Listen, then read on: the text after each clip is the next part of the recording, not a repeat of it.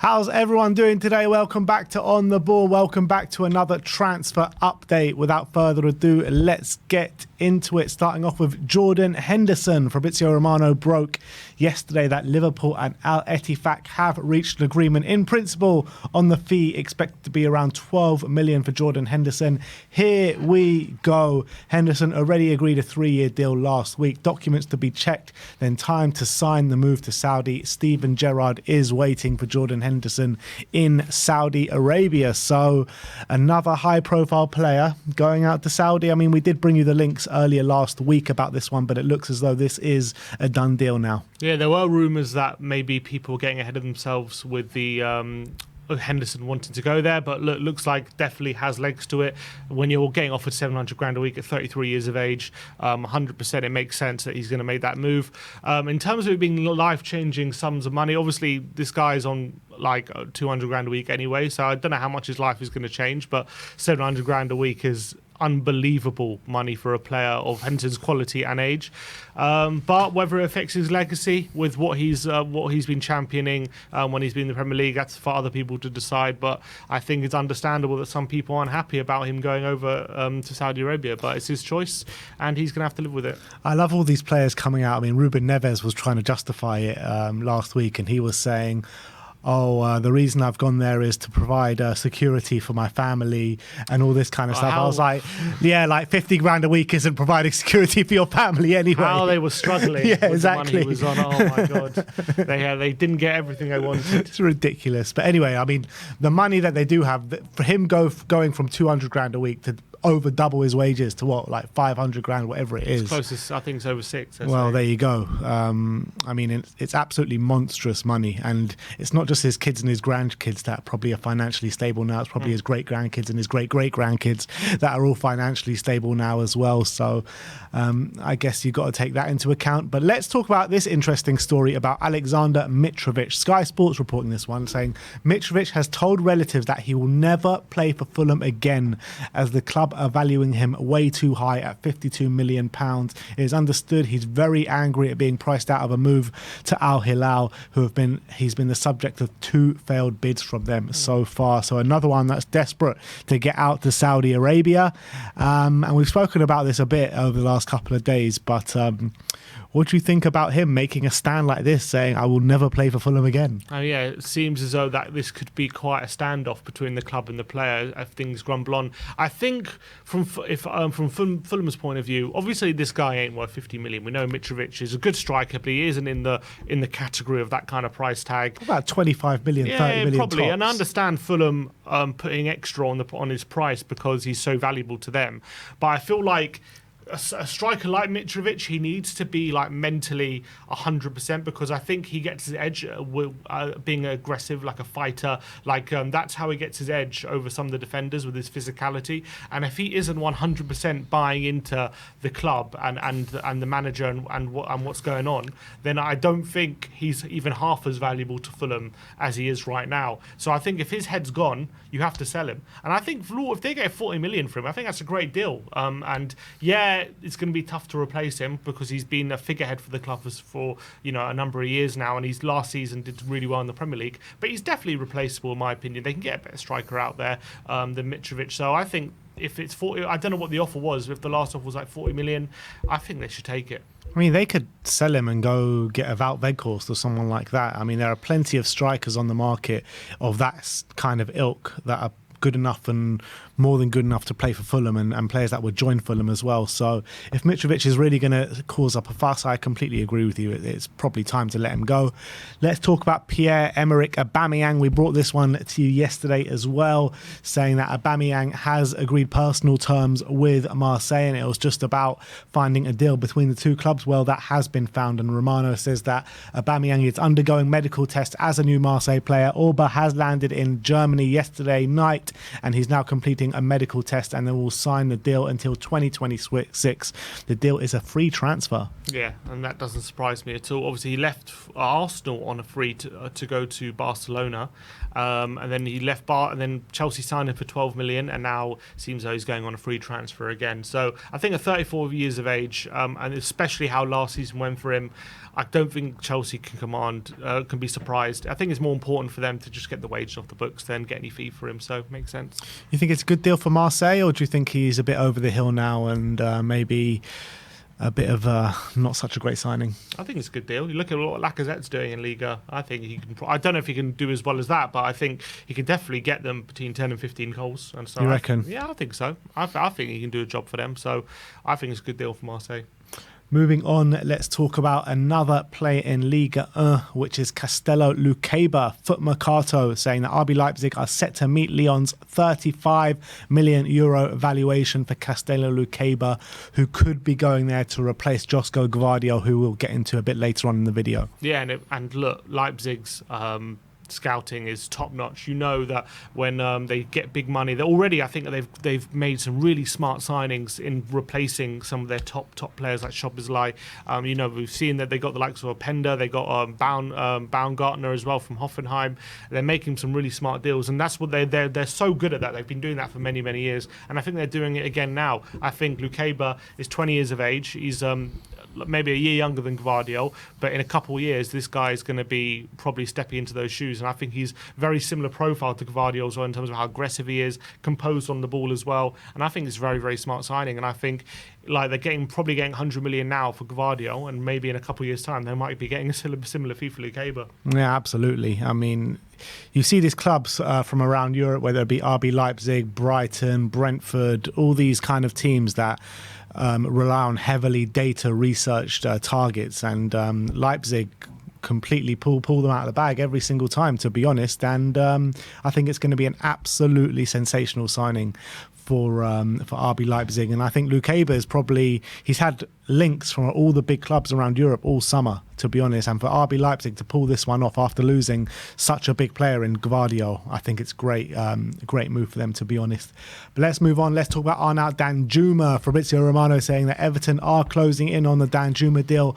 Understand the bid has been accepted. Here we go soon. Understand it's going to be a loan move. Player believes Everton is the best move for his career. After the January hijack of Tottenham, the communication stayed open, and now Everton will have their player. I mean, for a player that kind of did that to Everton in January, I probably wouldn't want to go back in for him, to be honest. It could be a second here we go, but we'll actually go through this time. We'll have to wait and see. Well, we had this discussion, didn't we, when we talked about Danjuma a couple of videos ago, and I said that Everton, in my opinion, would be the best move for him because he needs to be the main man somewhere, especially after the last 6 months he's had where he barely played. Yeah. And he doesn't want. I don't think he should risk going to AC Milan where he risks not getting in the team again after they've signed some wingers. And it looks like he agrees with me because he looks like he's decided to go to Everton. I think they need a good. He was watching the video. That's why. That's what happened. This guy speaks sense, and I think it's a good move for Everton. Yeah, they got burnt last time, but I think maybe Danjuma in a way has learned from that himself, and he doesn't want to go somewhere where he's not guaranteed playing time and he can't up his profile. I think a loan move to Everton where he can kind of be the main man, start every game. He's going to be the one where the counter attacks are going to land on him. He's going to be in the first 11.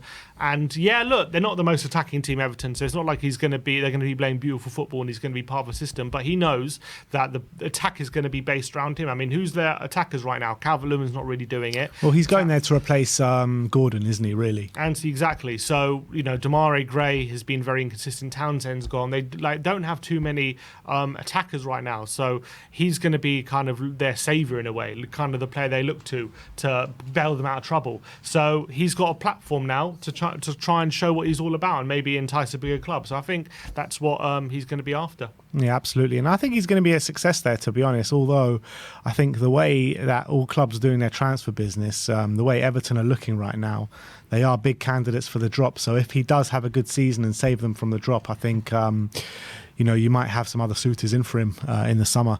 Talking about Sheikh Doucouré up next of Crystal Palace. Sammy Mockwell says that Palace would want 70 to 80 million pounds for Sheikh Doucouré amid the interest from Liverpool. The two clubs haven't initiated contacts yet, but Palace and Doucouré are aware of initial interest. Yeah, and I think this is what I was talking about when I said the type of midfielder Liverpool need in their midfield. I think Decore is the type of midfielder Liverpool need. Someone who's a bit of a monster on the ball, who can protect McAllister and Szoboszlai and give those players a platform to show what they're about. I don't know if they need another good... I mean, he's good on the ball, Decore, but it's not his strength. His strength is definitely off the ball, winning duels. But he is also good enough on the ball to be Liverpool's number 6. However, I mean... he's not an £80 million player, it has to be said. I think he's a really good player, but I think that price is because he's only been at Palace 1 season. He's probably got a long contract. There's no incentive for them to demand anything but the highest fee. And I think Decore, having only been there a year, and he's obviously been quite good, he's got no reason right now to be forcing a move at this stage of his career. He's still young. He's got many years ahead of him. He can stay another year at Palace and then have a big move in the future. So I think Palace hold all the cards here, and I think they're going to price Liverpool out of the move. So I think Liverpool are going to move on, in my opinion. Yeah, you're probably right, to be honest, but... maybe they could be ruining not going for him for that price, because in a couple of years, if he keeps improving and keeps going the way that he is going, he could turn out to be a player of that kind of value. But I think right now, as it stands, I don't think you can really suggest or kind of make excuses for spending that kind of money on him right now. That's the facts of the matter, to be honest. So let's move on. Let's talk about Harvey Barnes. Romano says that Newcastle are set to sign Harvey Barnes on a permanent deal from Leicester. Here we go. Deal signed for 39 million package, and personal terms are also agreed now. Barnes wants Newcastle, and deal will be completed very soon. So not long after spending 45 million on Anthony Gordon, they're spending similar amount of price on a player in the same position. Yeah, they're looking to replace Saint-Maximin, who seems to be on his way to Saudi Arabia. And in a weird way, Barnes and Saint-Maximin are literally like polar opposites in terms of what kind of winger they are. Saint-Maximin likes the ball to feet, likes to dribble, but very ineffective in the final third when it comes to getting goals and assists. Barnes is more of a player who likes to run in behind and is very effective in the final third, but he isn't so good at dribbling and having the ball to feet, and it can be ineffective that way. So looks like Eddie Howe's going in a different direction. Obviously, 38 million for a 25-year-old winger who got 13 Premier League goals last season is a pretty good deal, I would say, especially given the English tax. So I think it's a good signing for Newcastle. I don't think it moves the needle massively, but I do think... Do I think he's an upgrade on Saint-Maximin? Probably, in terms of he'll probably get more goals than Saint-Maximin. Do I think he's a better player than Saint-Maximin? I don't know. I don't know if he's a better footballer, but he's probably he's definitely more effective in the final third, that's for sure. But in terms of like how dangerous he is, like on the ball and stuff like that, I think Saint-Maximin's probably more dangerous in that sense. But if you're looking for more goals, I think it's probably a good bet. And look, if they're getting 30 million for Saint-Maximin, 38 million for Barnes, so only 8 million outlay there, pretty good deal. The way I look at this deal is I think that Harvey Barnes, over the longer stretch, over a more consistent basis and over the course of a season, I think will do you better. But I think Ellen Saint-Maximin on the odd game has the potential to provide a lot more than maybe a Harvey Barnes does on their day. So I think it's probably a smart signing, because you're probably going to get more over the course of a season out of Harvey Barnes than you will with Ellen Saint-Maximin, because he's just way too inconsistent, to be honest. But I think that the skill set that he does have is absolutely amazing, but you just can't seem to get that out of him as much as possible. So I think it's a good deal for Newcastle, and I think they'll reap the benefits this year. Next up, we're going to speak about RAPHINHA. Foot Mercato saying that Barcelona winger RAPHINHA is Man City's top target to replace Riyad Mahrez, and I think this would be a sensational deal if they can pull this one off. Yeah, it's an interesting one with RAPHINHA, because obviously Barcelona worked very, very hard to get him last season, and then he didn't quite have a great season with them, albeit there were some games where it looked like he was actually going to come into form, and then he couldn't quite find any consistency. We saw how good he was at Leeds. I do think in terms of how he plays and his profile, he's a pretty good fit to replace Riyad Mahrez at Man City. I think he has very similar skill set, and obviously both have wands of a left foot. But it's whether Barcelona would be open to letting him leave after only a year at the Camp Nou, or whether they believe in his ability and want to keep him. How much they signed him for? 45 million. So they probably obviously want to recoup that and then some. Probably you're looking at 70 million or something like that.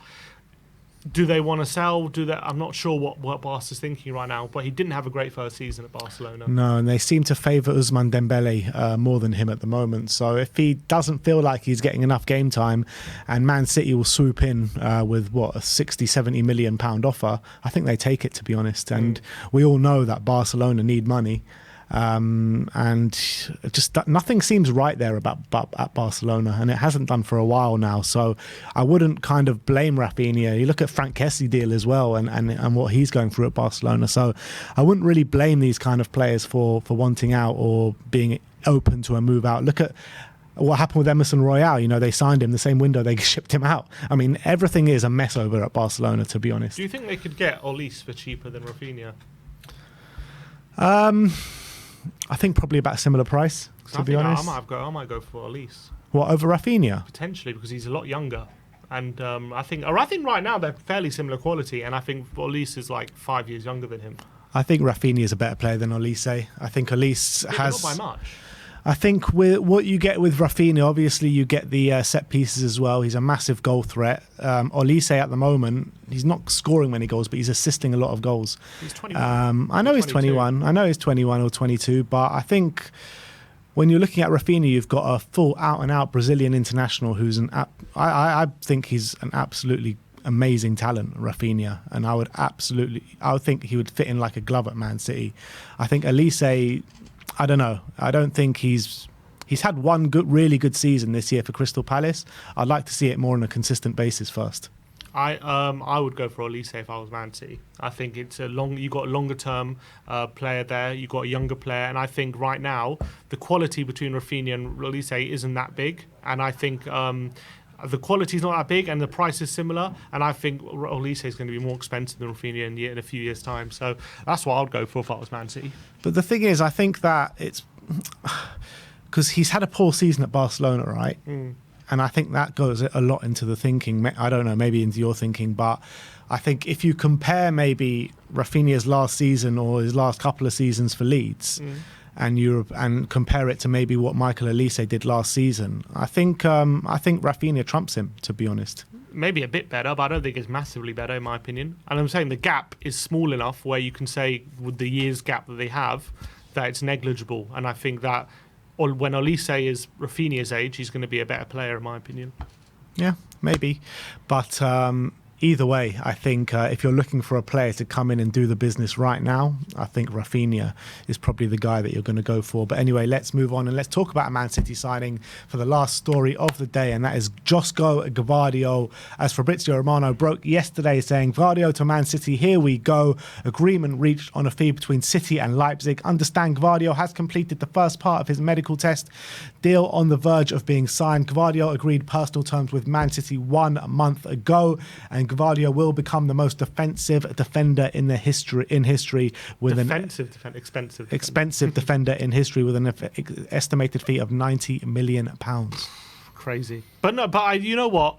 This is one deal where I'm like, it's actually not crazy. I actually think he's that good, like Gvardiol. I think he's going to be one, if not already, he's going to be the best defender in Europe. I think he's got the best mix of like being incredible on the ball and incredible off the ball. I think with a lot of defenders, there's a give and take, like with however good they are on the ball, like there's a bit of give and take off the ball. But I think he's one of the very rare players where they're just as good on both facets. He's so aggressive. He's going to really suit how Man City play as well. They're going to be that much harder to play against now with Gvardiol at the back. It's a sensational signing, and that's one way to kind of reinforce your winning the league, winning a treble. Yeah, it's unbelievable, to be honest, what Man City are doing this year. They win a treble and they don't rest on their laurels one bit. They're just keeping their squad refreshed all the time. And you look at other teams that potentially have been in that situation before, they don't go anywhere near as aggressive as what Man City are doing right now. And when you're talking about the price, I mean, compare it to the price that Maguire signed for Manchester United. I mean, it doesn't seem like a bad price at all, to be honest. Agreed. So there you have it. That is your transfer update for today. Let me know in the comments section below your thoughts regarding all the transfer updates for today, and we'll see you all next time.